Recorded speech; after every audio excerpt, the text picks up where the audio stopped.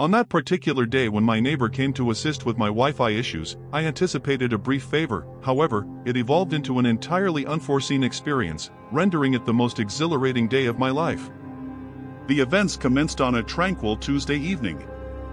I had dedicated the majority of my day to navigating a series of virtual meetings while managing an increasing workload.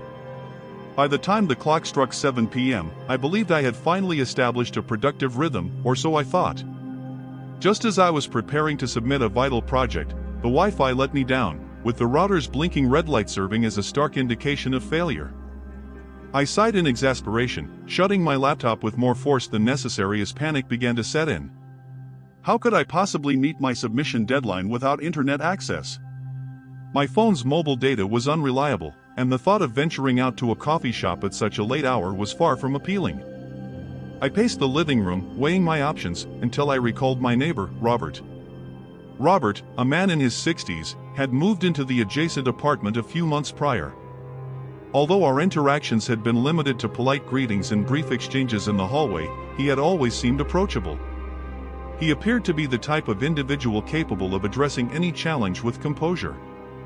Tall and effortlessly charming, Robert exuded a quiet confidence that inspired trust in others.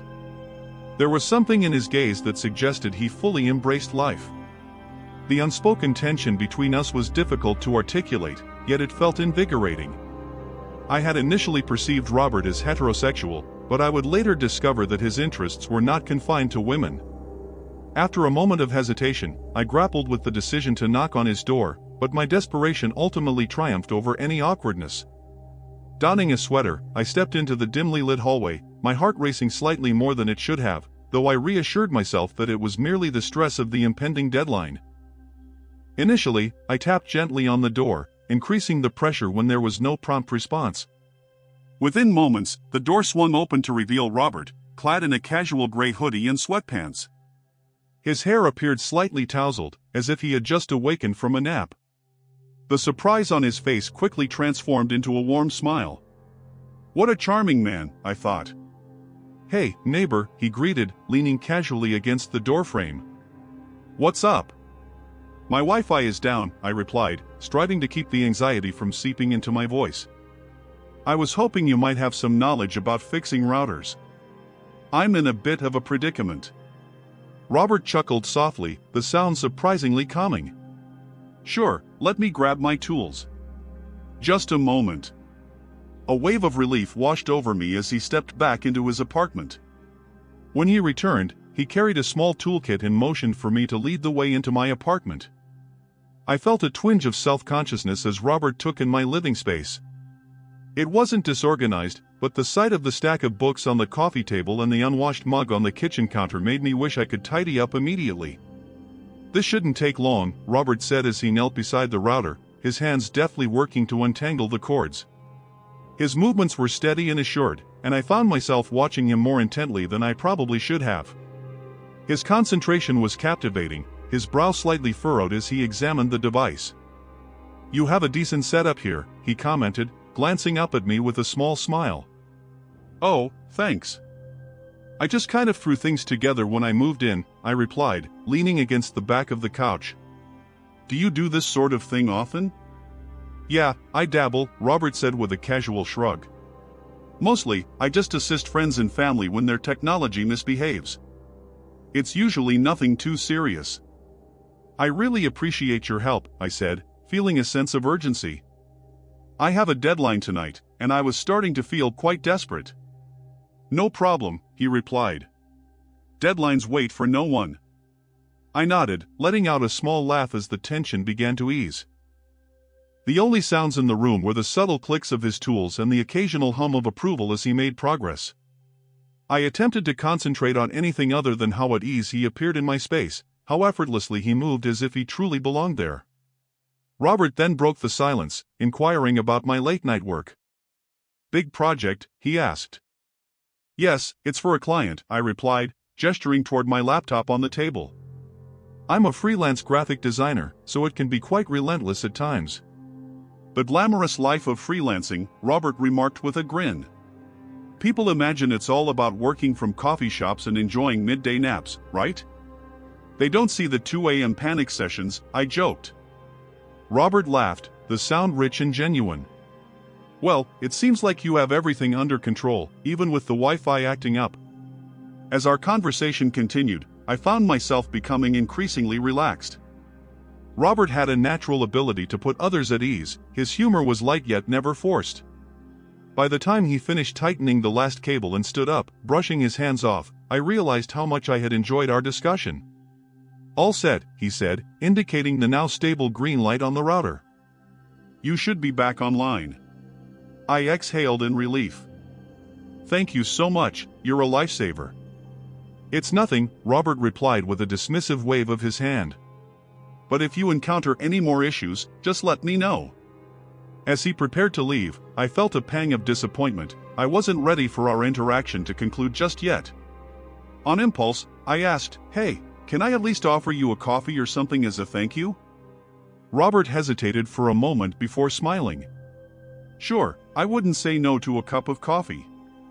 I moved to the kitchen, feeling a strange blend of nerves and excitement as I poured 2 mugs. When I handed Robert his, he accepted it with a nod of thanks, leaning against the counter as he took a sip. This is good, he said, his voice warm. You're spoiling me now. I laughed. It's the least I can do after you saved my deadline. We quickly fell back into easy conversation, discussing everything from our quirks to our interests. The apartment building served as a backdrop to our favorite local destinations, where time seemed to stretch and blend together. The storm raging outside faded from my mind as the bond between us grew stronger. It was only when the distant rumble of thunder reminded me of the hour that I became aware of how late it had become.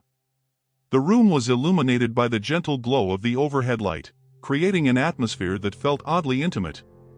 Robert's gaze held mine, a quiet intensity in his eyes that left me breathless. There was an unspoken understanding between us, a sense that something significant was on the horizon, and I sensed he felt it too. Thank you for the coffee, he eventually said, his voice now softer.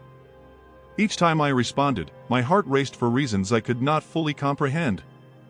As Robert departed, the silence in my apartment felt heavier than usual. Something about the evening had changed, though I could not pinpoint what it was. I was certain that this night would linger in my memory and that our story was far from over. Little did I know, this experience would repeat itself, culminating in an entirely different outcome. Once he was gone, my thoughts drifted far from the solitude of my apartment. I found myself staring at the router, its steady green light seeming to mock the chaos within me. What had just transpired? It was not merely the Wi-Fi that Robert had repaired, something intangible had shifted between us, and I struggled to articulate it. I attempted to redirect my focus to the project that had occupied my day, but my mind wandered elsewhere. I recalled the way Robert smiled while sipping his coffee, the soft laughter that echoed long after his departure, and the moment our eyes met, lingering just a fraction too long. All of these memories replayed in my mind like an unending highlight reel. The rain outside intensified, a rhythmic patter against the window that mirrored the steady beat of my heart. I glanced at my phone, contemplating whether to send him a brief thank you, though it felt unnecessary. Instead, I aimlessly scrolled through my emails, trying to distract myself from the inexplicable warmth that enveloped me. An hour had passed, perhaps 2, since a weight had settled in my chest when a sudden knock startled me. My heart raced as I turned toward the door, wondering who could be visiting at this hour. As I crossed the room, I opened the door cautiously, and there he was again, Robert, holding a small flashlight and wearing an apologetic smile. Hey, he said, rubbing the back of his neck. Sorry to bother you again, but I left one of my tools here. Mind if I come in and grab it? Oh, I replied, my voice catching slightly before I stepped aside. Of course, come on in. Robert entered, his presence filling the space in a way that felt remarkably familiar. He scanned the room briefly before his eyes landed on the small screwdriver resting on the coffee table. There it is, he said, picking it up and holding it aloft like a trophy. I can't believe I forgot this. Must have been the coffee, I teased, attempting to keep my tone light. Must have been, he echoed, a small smile forming on his lips, yet he did not make a move to leave. Instead, he glanced out the window, observing the rain as it streamed down the glass. It's really coming down out there. Yeah, I replied, following his gaze. It's one of those nights. For a moment, silence enveloped us, broken only by the sound of rain and the occasional rumble of thunder. Robert turned to me, his expression contemplative. "You know," he began, leaning slightly against the counter, "I've lived here for months, but this is the first real conversation we've had."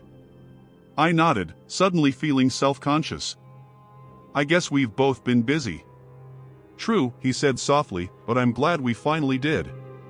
The atmosphere between us shifted, thick with unspoken words.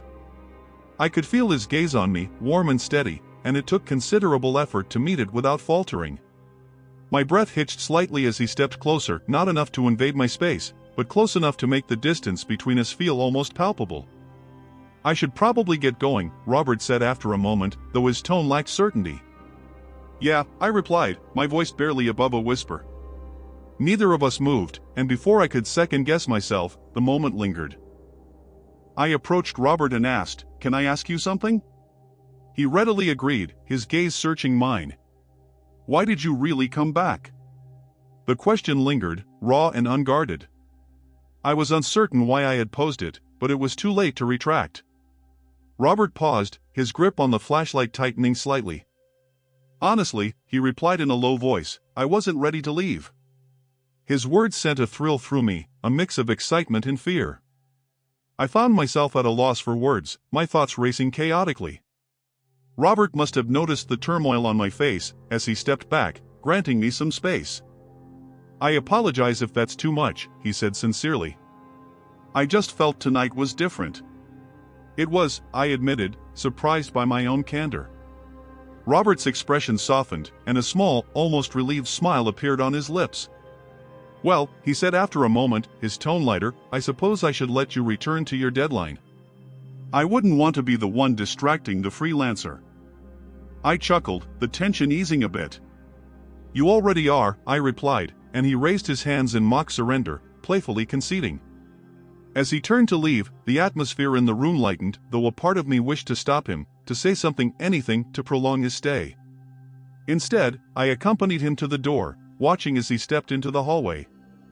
"Good night, Robert," I said, my voice softer than I had intended. "Good night," he responded, his smile lingering even as the door closed behind him. I leaned against the door for a moment, my heart still racing. Tonight had felt like the start of something significant, though I struggled to articulate it. All I knew was that my typically quiet apartment now felt even more silent, and for the first time in a long while, I found myself unsettled by it. The following evening, I caught myself glancing toward the hallway more frequently than I would like to admit. Robert's visit had left an indelible mark on me. Every creak of the floorboards and muffled sound from the hallway heightened my pulse with anticipation. It was both maddening and undeniable that he occupied my thoughts. I attempted to concentrate on my work, yet the images of his warm smile and the quiet confidence in his voice replayed incessantly. Previously, I had given little thought to Robert beyond the occasional neighborly wave or polite conversation, but now it felt as if he filled every corner of my mind. The knock on my door startled me to the point that I nearly spilled my coffee. Setting the mug down hastily, I approached the door, my heart racing for reasons I could not explain. Upon opening it, I found him standing there, wearing that same disarming smile that seemed to affect me every time. "Hey," Robert said, holding up a small toolkit. "I know this may sound ridiculous, but I was thinking about your setup last night and realized there's a minor adjustment we could make to enhance your signal stability. Would you mind if I took another look?" For a moment, I was taken aback by his unexpected visit, but I quickly stepped aside, inviting him in. "Sure, if it helps, why not?" I replied. "I promise this won't take long," he said, moving toward the router with a focused demeanor. As Robert crouched by the router, I leaned against the counter, observing him work. He moved with the same calm efficiency as before, his brow slightly furrowed in concentration. I tried to maintain a casual demeanor, but the quiet buzz of anticipation was impossible to ignore. "You weren't joking about being thorough," I remarked, breaking the silence. He looked up, a small smile forming on his lips. "What can I say? I'm a bit of a perfectionist." I chuckled softly, shaking my head. "I appreciate it, though I must admit I didn't expect you to make a second trip for my Wi-Fi." His smile widened, and our eyes met for a moment longer than necessary. I guess I'm full of surprises. The atmosphere between us shifted once more, thick with an unspoken energy that seemed to hum just beneath the surface. I found myself in a moment of stillness, holding my breath, uncertain of how to respond or act. Robert seemed to sense the tension as well. He cleared his throat and redirected his focus to the router. In a casual tone, yet with a softer voice, he inquired, "What are you busy with tonight?" "More deadlines, unfortunately," I replied, gesturing toward my laptop. The glamorous life of a freelancer. Robert chuckled, shaking his head. "You make it sound so thrilling." "It has its moments," I conceded, smiling despite myself. "But most of the time, it's just me, my laptop, and far too much coffee." He nodded thoughtfully, his fingers skillfully adjusting the cables as he spoke. "I can relate. My job is somewhat similar, just me, a computer, and troubleshooting for others. Sometimes, it feels like I spend more time fixing their issues than pursuing my own interests." I tilted my head, intrigued by the vulnerability in his voice. "And what is it that you truly want to do?" Robert hesitated, glancing at me with a mix of reluctance and sincerity. "Photography," he finally admitted. "It has always been my passion, but I suppose I became ensnared by the practicalities, bills to pay, responsibilities to manage." I nodded, recognizing the weight of his sentiments. "It's not easy, is it? Balancing your passions with your obligations?" "No, it's not," he replied, his voice tinged with wistfulness. "Yet, conversations like this remind me of why I fell in love with it in the first place." I smiled, feeling a warmth envelop my chest. "For what it's worth, I believe you should pursue it. Life is too short not to chase what brings you joy." Robert's gaze softened, and for a fleeting moment, it felt as if the world around us had faded away. His eyes locked onto mine, and the quiet intensity of his expression made my heart race. "Thank you," he said after a pause, his voice low. "That means a lot."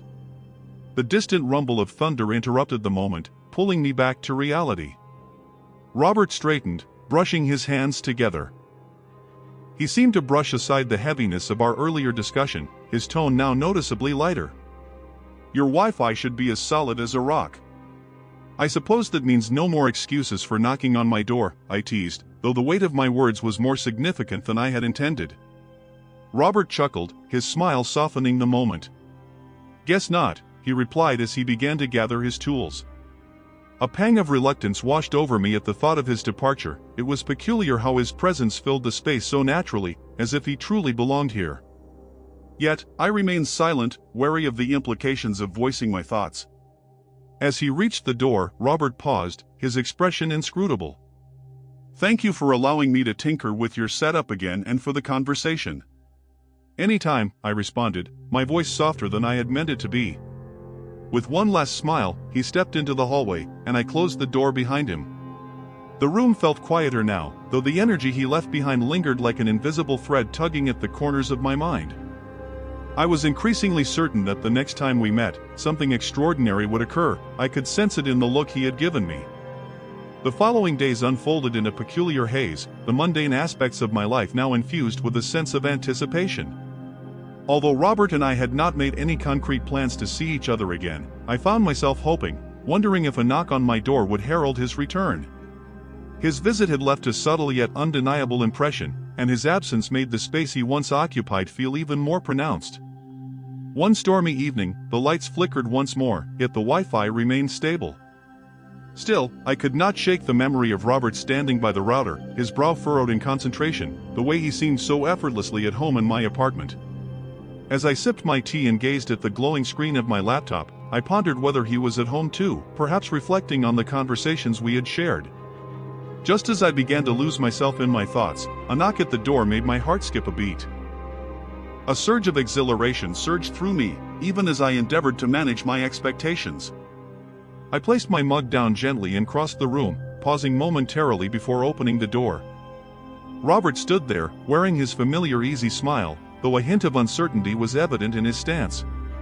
His hand rested against the doorframe, and I noticed the subtle glisten of rain on his jacket. "Hey," he said, his voice soft. "I hope I'm not interrupting." Not at all, I replied quickly, stepping aside to allow him entry.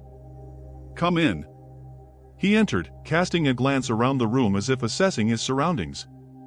I was about to go for a walk when the storm intensified more than I anticipated, so I thought I'd stop by to say hello instead of getting completely drenched. I chuckled softly, gesturing toward the couch. Good decision, it looks like it's going to be quite a storm out there. Robert settled onto the couch, his presence instantly filling the space in a manner that felt both natural and familiar. I joined him, tucking my legs beneath me as the sound of rain intensified against the windows. So, how is the Wi-Fi holding up? He inquired, a teasing grin playing on his lips. Perfect, thanks to you, I replied, smiling. Though I think I miss having an excuse to call for assistance. His gaze lingered on me for a moment, his smile softening. I think you're managing just fine without me. The words lingered in the air between us, charged with an energy that made my heart race. I looked away, suddenly conscious of how close we were sitting, the space between us nearly non-existent. Would you like something warm to drink? I asked, standing up abruptly to alleviate the tension. That would be great, he responded, his voice warm. As I moved to the kitchen, I attempted to steady my breathing, my mind racing with the significance of his presence. It was not merely the way he looked at me or how his voice enveloped me like a comforting blanket, it was the way he made me feel seen and understood in a manner I had not realized I was longing for. I returned with 2 mugs of tea, handing one to Robert before settling back onto the couch as the storm outside continued to rage. The distant rumble of thunder accompanied the relentless downpour as we sat in a comfortable silence. The only sounds were the storm outside and the occasional clink of our mugs against the table. I found myself reflecting on what you had mentioned the other day when Robert broke the stillness, his voice trembling slightly as he spoke about pursuing what brings happiness. I turned to him, taken aback by his sudden remark. He nodded, his gaze unwavering. It had been a long time since someone had said something that resonated with me so deeply. I suppose I just wanted to express my gratitude, he continued. You need not thank me, I replied softly. I was merely being truthful. Yet, he leaned in a bit closer, resting his elbows on his knees. It's uncommon to encounter someone who reminds you of the aspects of yourself that you have forgotten. His words sent a shiver down my spine, leaving me uncertain whether it was due to the intensity of his stare or the way he seemed to effortlessly uncover layers of my being. I looked down at my hands, suddenly at a loss for words. The storm is intensifying, Robert remarked after a moment, glancing out the window. I suppose I chose the worst night to venture out. You're safe here, I replied, my voice barely a whisper. You are welcome to stay until it subsides. Thank you, he said, a small smile gracing his lips. I appreciate that. As the minutes passed, the storm outside grew more ferocious, the thunder and rain merging into a chaotic symphony. Yet inside, everything felt tranquil, the space between us charged with an unspoken bond that neither of us was prepared to confront. Robert reclined against the couch, his arm draped along the back, his presence impossible to ignore. I found myself stealing glances at him, my heart racing as I noticed the faintest smile playing on his lips. May I ask you something? He said suddenly, his voice breaking the silence. Of course, I replied, my throat dry. Why haven't we had conversations like this before? He inquired. His eyes sought mine. We have been neighbors for some time now, yet it feels as though we have only just begun to truly notice one another. The question took me by surprise, leaving me momentarily at a loss for words. I swallowed hard, my thoughts racing as I endeavored to articulate a response. I suppose I was unaware of how much I had been missing until this moment, I finally managed to say, my voice barely above a whisper. Robert's expression softened, his gaze inscrutable.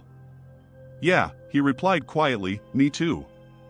The atmosphere between us seemed to vibrate with unexpressed possibilities, the weight of our unspoken thoughts pressing against the edges of the moment. As the storm outside reached its crescendo, I felt a transformation within myself, a subtle yet undeniable realization that what was unfolding between us was anything but ordinary. The tempest continued to rage outside, its fury marked by sharp cracks of thunder and flashes of lightning that illuminated the apartment in dramatic bursts. Yet, within the confines of our space, the air between Robert and me had attained a different kind of intensity, one that seemed to overshadow the chaos beyond the walls. He leaned in slightly, his hand grazing the back of the couch, his expression shifting to something I found difficult to interpret. For a moment, I was unable to look away, captivated by the way his gaze softened, as if I were the sole focus of his attention. "I must admit," Robert said softly, his voice low and steady, "this storm might be the best reason I've had to knock on your door." A laugh threatened to escape my lips, but it emerged as a nervous exhale. "You don't need a storm to knock," I replied, my voice quieter than I had intended. "You are always welcome here." His smile broadened slightly, though it carried a weight that hinted at unspoken sentiments. "That's good to know," he said after a pause, his tone almost playful. "But I might just keep finding excuses." Despite the fluttering in my chest, I couldn't help but smile. "Who requires excuses?" I remarked, striving to maintain a steady tone. Bert let out a soft chuckle, reclining against the couch while keeping his gaze fixed on me. "Perhaps not," he replied, his voice contemplative. "But with you, I believe I have been overanalyzing everything." The words lingered between us, charged with a significance that quickened my heartbeat. I opened my mouth to reply, yet no sound emerged, my thoughts becoming entangled in a manner that rendered me speechless. Robert appeared unfazed, if anything, his expression softened further, a quiet patience evident in the curve of his lips. The silence extended, not awkward but laden with potential. Outside, the rain pounded against the windows, the storm's intensity mirroring the turmoil within me. I shifted slightly, tucking my legs beneath me as I attempted to regulate my breathing. "I should probably..." I began, though I was uncertain of my intended message. Before I could complete my thought, Robert leaned closer, his hand brushing against mine where it rested on the couch. The contact was gentle and tentative, yet it sent an undeniable jolt through me. I met his gaze and found myself unable to look away.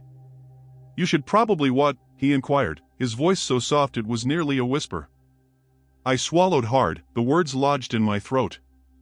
"I don't know," I confessed, my voice barely above a whisper. Robert's lips formed a small, almost playful smile. "Then perhaps you don't need to do anything," he suggested. The simplicity of his statement was disarming, and before I realized it, I was smiling as well.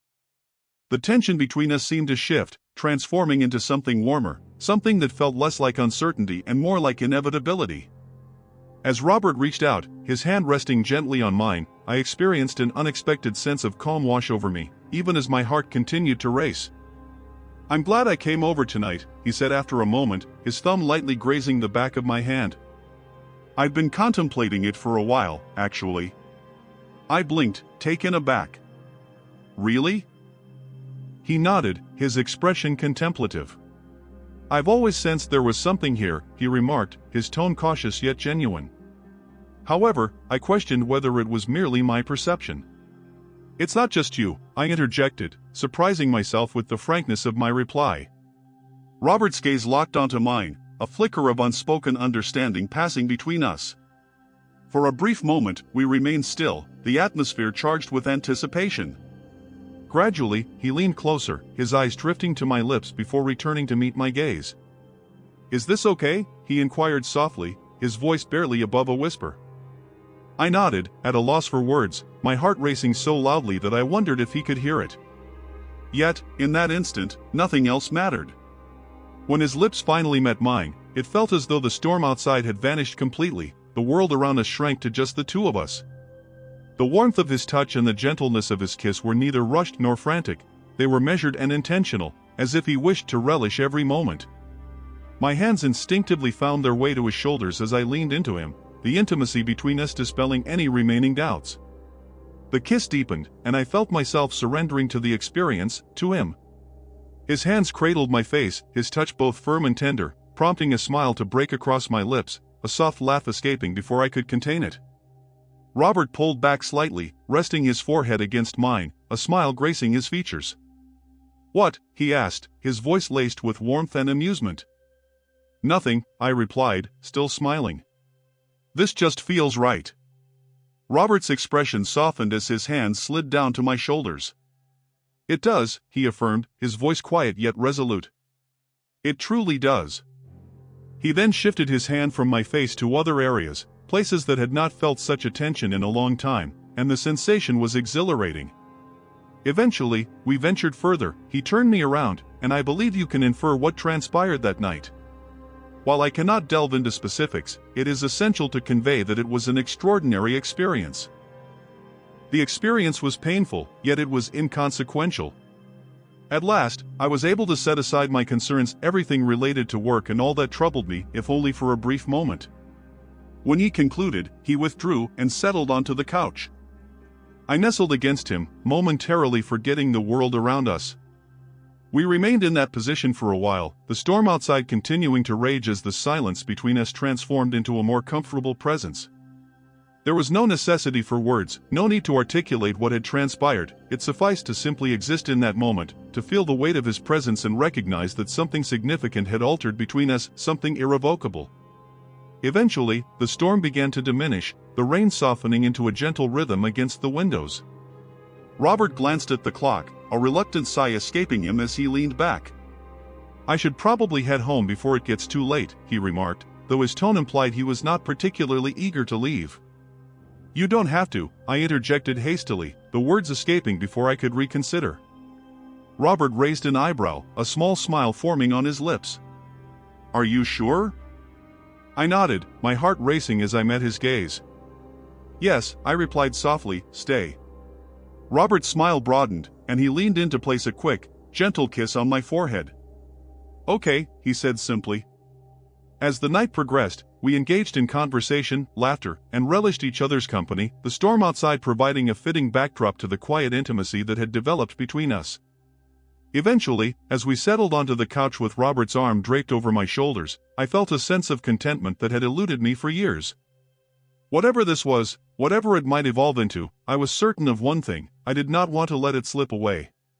To this day, I find myself revisiting that stormy night in my thoughts, recalling how it began with a simple knock on the door and unfolded into something that would alter the course of my life forever. Each time I glance at the router in the corner of my apartment, I cannot help but smile, reminded of how an ordinary Wi-Fi issue led to such a profound moment. Robert entered my life in a manner I had never foreseen. Since that time, we have traveled a significant distance together. That evening marked the inception of a journey neither of us could have anticipated, yet it has evolved into a narrative we now share with amusement, recounting how he gallantly came to resolve my connectivity issues and ended up addressing something far more profound that I had not even recognized as broken. Life with Robert has been a whirlwind of unexpected moments, filled with laughter and anchored in the quiet understanding we discovered that night. He continues to jest about my attempts at DIY repairs before I reach out to him, and I often roll my eyes at his smug reminders that he is merely a hallway away should I require assistance. This playful exchange has become our rhythm, as natural as breathing. On occasions when the rain lashes against the windows, I reflect on how the tempest mirrored my internal turmoil, chaotic, unstable, and overwhelming. However, just as the skies eventually cleared, so too did my doubts and uncertainties. Robert emerged as my calm after the storm, a reliable presence in a world that has often felt unpredictable. We have shared similar experiences a few more times since that initial night, although we have yet to define our relationship. Perhaps it is unnecessary to label it. What truly matters is his unwavering support, not only during moments of crisis but also in the tranquil, everyday instances. Whether we are enjoying morning coffee, exchanging stories about our day, or sitting in comfortable silence amidst the city's hum, there exists a connection that assures me I have finally found my place. Reflecting on that seemingly ordinary evening, I would never have imagined it could ignite something so remarkable. I am grateful for it every day: the storm, the unreliable Wi-Fi, and the neighbor who turned out to be so much more. I would appreciate your thoughts on my story with Robert and any advice you might have for me. Thank you very much.